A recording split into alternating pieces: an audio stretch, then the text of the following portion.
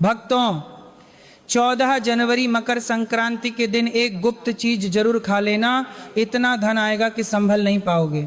ये केवल एक वीडियो का शीर्षक नहीं है, यह स्वयं माँ लक्ष्मी का वो गुप्त संकेत है जो शास्त्रों के पन्नों में कहीं दबा हुआ था। आप जीवन भर मेहनत करते हैं फिर भी तिजोरी खाली क्यों है? क्योंकि आप नहीं जानते कि संक्रांति के पावन दिन आपके पेट में जाने वाला एक ग्रास, एक निवाला आपके 7 जन्मों की गरीबी मिटा सकता है। वहीं दूसरी तरफ एक गलत चीज खाने से आप राजा से रंग बन सकते हैं। ये सुनने में अजीब लग सकता है, लेकिन सत्य हमेशा कड़वा और गुप्त होता है। बहुत से परिवार आज सिर्फ इसलिए कष्ट भोग रहे हैं क्योंकि उन्होंने इस महा उपाय को मामूली समझकर छोड़ दिया। भक्तों, सावधान, ये वीडियो आपके जीवन का सबसे महत्वपूर्ण वीडियो हो सकता है। आज हम आपको वो गुप्त भोग बताएंगे जिसे मकर संक्रांति पर खाते ही दुर्भाग्य घर छोड़कर भाग जाता है। इसलिए हम चेतावनी देते हैं, इस वीडियो को मजाक में न लें। इसे छूना या आधा अधूरा देखना अपने पैरों पर कुल्हाड़ी मारने के समान है। जिस पल से आप ये वीडियो देखेंगे आपकी किस्मत बदलने लगी है। लॉ ऑफ अट्रैक्शन पर विश्वास करें, आम लोग ये शब्द कभी नहीं देखेंगे। आप किस्मत के बच्चे हैं जिन्हें सफलता के लिए चुना गया है। पक्का इरादा वाला मैसेज छोड़ें, मैं जरूर अमीर बनूंगा।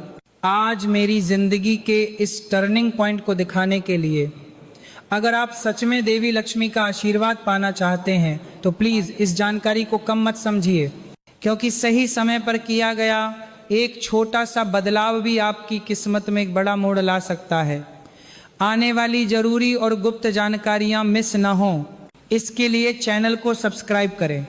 भक्तों, उस गुप्त वस्तु के बारे में जानने से पहले यह समझना बहुत जरूरी है कि आखिर 14 जनवरी 2026 का दिन इतना खतरनाक और इतना चमत्कारी क्यों है।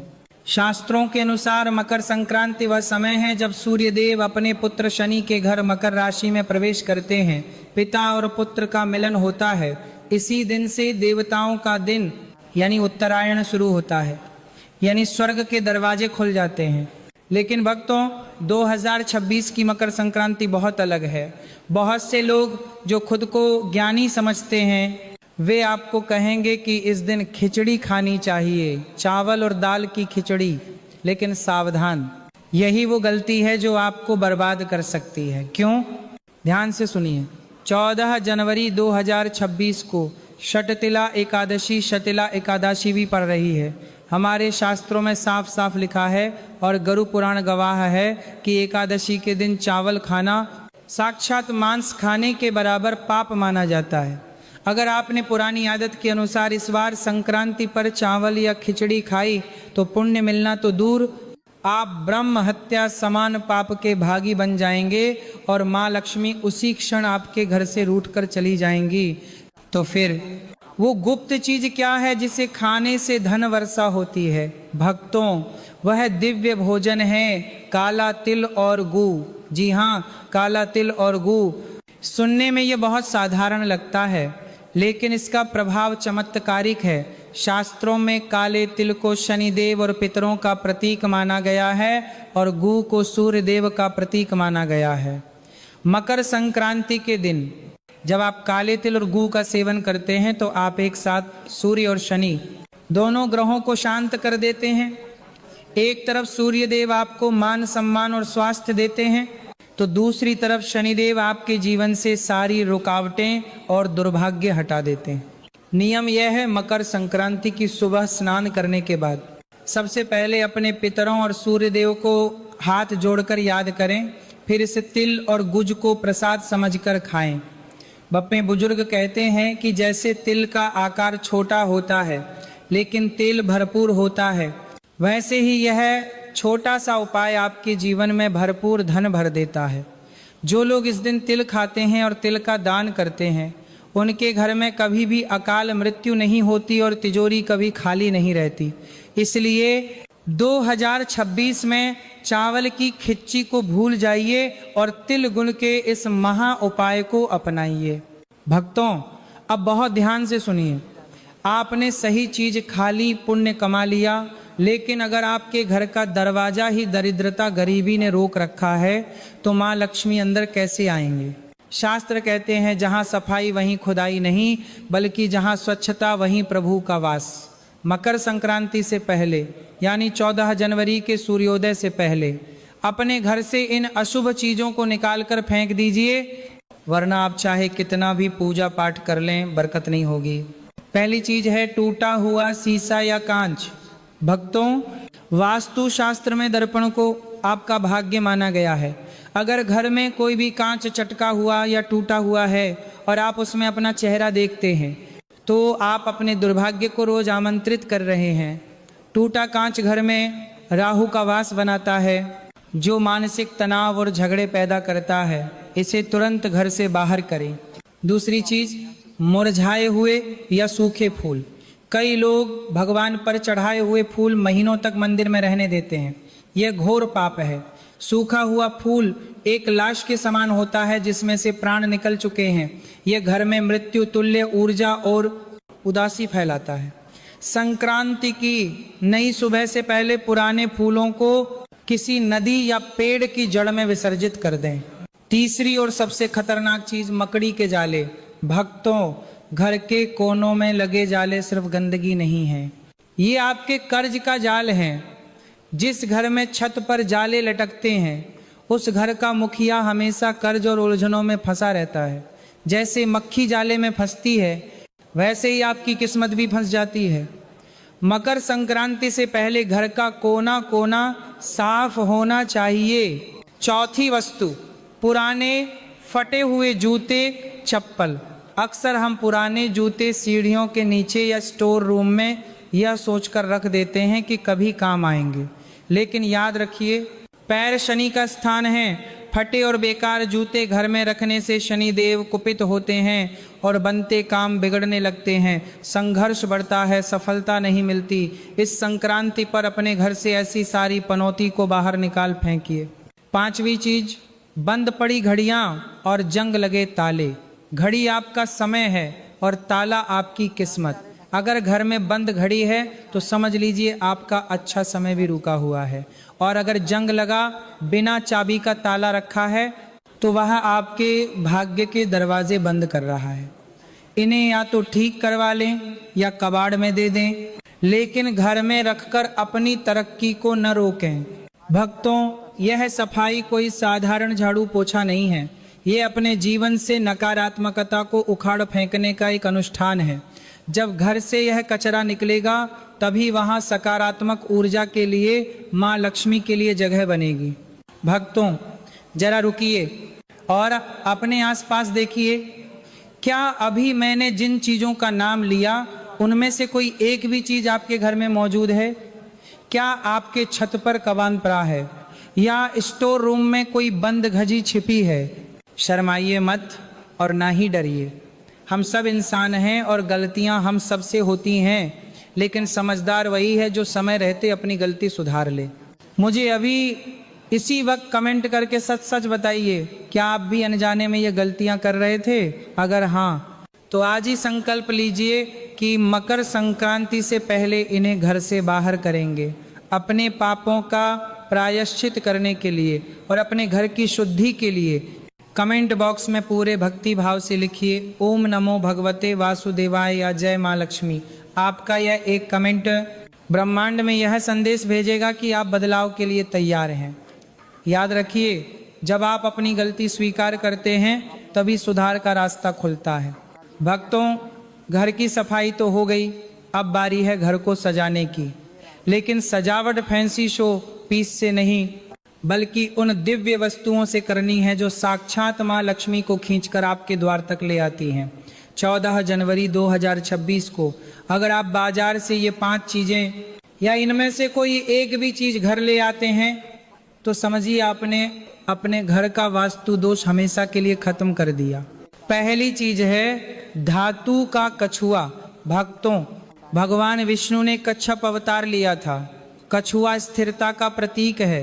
जिस घर में पीतल या चांदी का कछुआ उत्तर दिशा में रखा होता है वहां धन आता तो है, लेकिन सबसे बड़ी बात वह धन टिकता है, पानी की तरह बह नहीं जाता। दूसरी वस्तु दक्षिणावर्ती शंख। समुद्र मंथन के समय मां लक्ष्मी से पहले शंख रत्नों के रूप में निकला था, इसलिए शंख को लक्ष्मी जी का भाई माना जाता है। मकर संक्रांति के दिन इसे घर लाकर पूजा स्थान पर रखें। जिस घर में शंख की ध्वनि गूंजती है वहां से दरिद्रता वैसे ही भाग जाती है जैसे शेर की दहाड़ सुनकर हिरण भागते हैं। तीसरी चीज लघु नारियल। ये सामान्य नारियल से बहुत छोटा होता है लेकिन इसकी शक्ति अपार है। इसे लाल कपड़े में लपेटकर अपनी तिजोरी में रख दें। ये चुंबक की तरह पैसे को खींचता है। चौथी चीज मोर पंख। भगवान श्री कृष्ण का प्रिय मोर पंख। यह सिर्फ सुंदरता नहीं बल्कि एक रक्षक है। अगर आपके घर में अक्सर नजर लगती है, बच्चों को डर लगता है या राहु का दोष है, तो इस संक्रांति पर मुख्य द्वार पर 3 मोर पंख लगा दें। सारी नकारात्मक ऊर्जा जलकर राख हो जाएगी। पांचवी और सबसे महत्वपूर्ण तुलसी का पौधा। अगर घर में तुलसी सूखी है या नहीं है तो इस दिन नई तुलसी जरूर लगाएं। तुलसी केवल पौधा नहीं, वह घर का रडार है। मुसीबत आने से पहले तुलसी सूखकर आपको संकेत दे देती है। लेकिन भक्तों, बाजार से चीजें खरीद लेना बहुत आसान है। पैसे फेंको, सामान आ जाएगा। पर क्या आप जानते हैं कि मकर संक्रांति का असली खजाना दुकान पर नहीं मिलता, वो मिलता है आपके भाव में, आपके कर्म में। मैं आपको एक बहुत पुरानी दिल को छू लेने वाली कथा सुनाता हूँ। इसे ध्यान से सुनिए। शायद आपकी आंखों में आंसू आ जाएं, लेकिन यह कहानी आपकी आत्मा को जगा देगी। बहुत समय पहले की बात है। एक गांव में माधव नाम का एक बहुत गरीब ब्राह्मण रहता था। वो इतना गरीब था कि उसके घर में खाने को दाने नहीं थे, तन पर फटे कपड़े थे। मकर संक्रांति का दिन आया, पूरा गांव उत्सव मना रहा था। अमीर सेठ सोने की मोहरें दान कर रहे थे, गाय दान कर रहे थे, बबे बबे भंडारे लगा रहे थे, सब अपनी रईसी दिखा रहे थे। माधव अपनी टूटी झोपड़ी में बैठा रो रहा था। वह भगवान से बोला, हे प्रभु, आज इतना बड़ा दिन है, सब तुझे कुछ न कुछ दे रहे हैं, पर मैं बदनसीब, तुझे क्या दूं? मेरे पास तो खुद खाने को कुछ नहीं है। तभी उसे याद आया, घर के एक कोने में मिट्टी के बर्तन में मुट्ठी भर काले तिल और थोड़ा सा पुराना गुड़ बचा हुआ था। बस वही उसकी कुल जमा पूंजी थी। वह उसे मुट्ठी में भींचकर मंदिर की ओर चला। रास्ते में ठंड से ठिठुरता हुआ एक बूढ़ा भिखारी उसे मिला। भिखारी ने ओ पजने के बर्तन में एक सार खरोबा था। कांपते हुए हाथ फैलाए और कहा, बेटा, बहुत भूख लगी है, कुछ खाने को दे दो। माधव ने देखा भिखारी की हालत उससे भी खराब थी। माधव की आंखों में करुणा भर आई। उसने एक पल भी नहीं सोचा और अपनी मुट्ठी में दबे वो आखिरी काले तिल और गुड़ उस भिखारी की हथेली पर रख दी और मन ही मन कहा, हे नारायण, ये आपके लिए है। भिखारी ने खाया, मुस्कुराया और चला गया।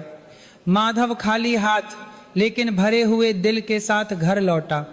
उस रात वह भूखा सोया, लेकिन उसे नींद बहुत सुकून की आई। समय बीता, माधव की मृत्यु हुई और वह यमराज के दरबार में पहुंचा। वहां चित्रगुप्त सबके कर्मों का हिसाब कर रहे थे। एक तरफ उन अमीर सेठों का हिसाब हो रहा था जिन्होंने मकर संक्रांति पर सोने के पहाड़ दान किए थे, पर उनके मन में अहंकार था। दूसरी तरफ माधव खड़ा था। चित्रगुप्त ने तराजू के एक पलड़े में सेठों का सोना रखा और दूसरे पलड़े में माधव के द्वारा दान किए गए वो मुट्ठी भर तिल रखे। और चमत्कार हुआ, माधव के मुट्ठी भर तिल वाला पलड़ा भारी हो गया और सोने वाला पलड़ा ऊपर उठ गया। यमराज ने मुस्कुराते हुए कहा, दान का वजन वस्तु से नहीं, त्याग से होता है। उन सेठों ने अपने अतिरिक्त धन से दान किया, लेकिन माधव ने अपना सर्वस्व दान कर दिया था। उस दिन वह भिखारी कोई और नहीं, स्वयं भगवान की परीक्षा थी। भक्तों, इस कहानी का सार यही है। 14 जनवरी 2026 को आप क्या दान करते हैं ये मायने नहीं रखता। आप 1 रुपया दें या 1 लाख, अगर उसमें अहंकार है तो वह धूल के बराबर है। और अगर आप सच्चे दिल से अपनी मेहनत की कमाई से किसी गरीब को एक पैकेट बिस्किट या मुट्ठी भर तिल भी खिला देते हैं तो वह दान तीनों लोगों की संपत्ति से बड़ा है।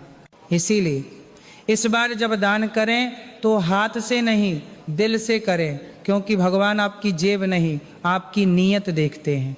भक्तों, अब आप समझ गए हैं कि क्या दान करना है और क्या त्यागना है।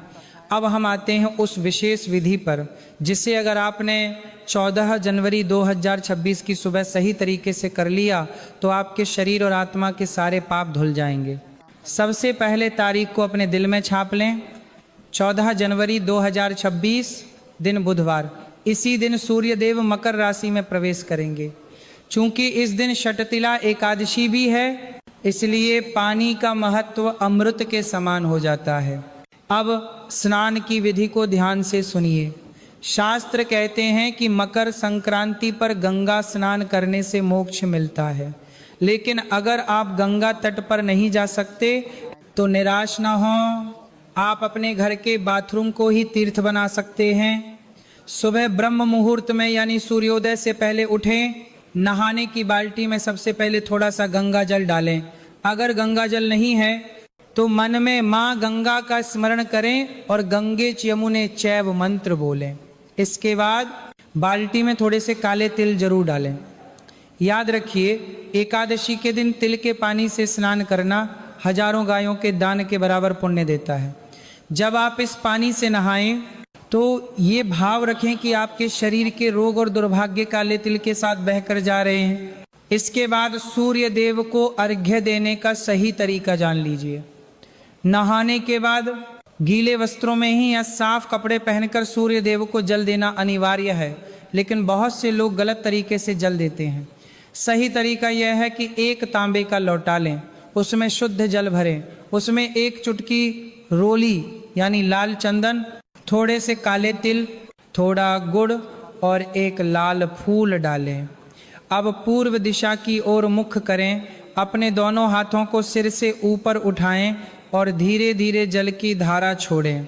ध्यान रहे, जल की गिरती हुई धार के बीच से आपको सूर्य भगवान के दर्शन करने हैं। जल देते समय इस मंत्र का जाप करें, ओम सूर्याय नमः या ओम आदित्याय नमः। जो जल जमीन पर गिरे उसे लांघे नहीं, उस जल को अपनी उंगलियों से छूकर अपने माथे और आंखों पर लगाएं। यह सूर्य का तेज है, इसे अपने भीतर उतारें। अब भोजन का नियम और अंतिम चेतावनी सुनिए। एक बार फिर अंतिम चेतावनी दे रहा हूँ।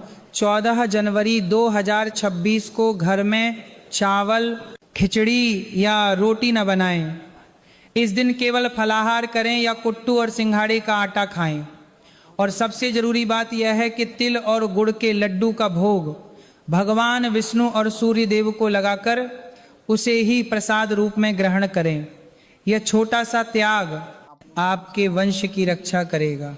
भक्तों, वीडियो के अंत में मैं आपसे बस इतना ही कहूँगा, अमीर वह नहीं है जिसके पास तिजोरी भरी है, अमीर वह है जिसके पास ईश्वर का आशीर्वाद और संतोष है।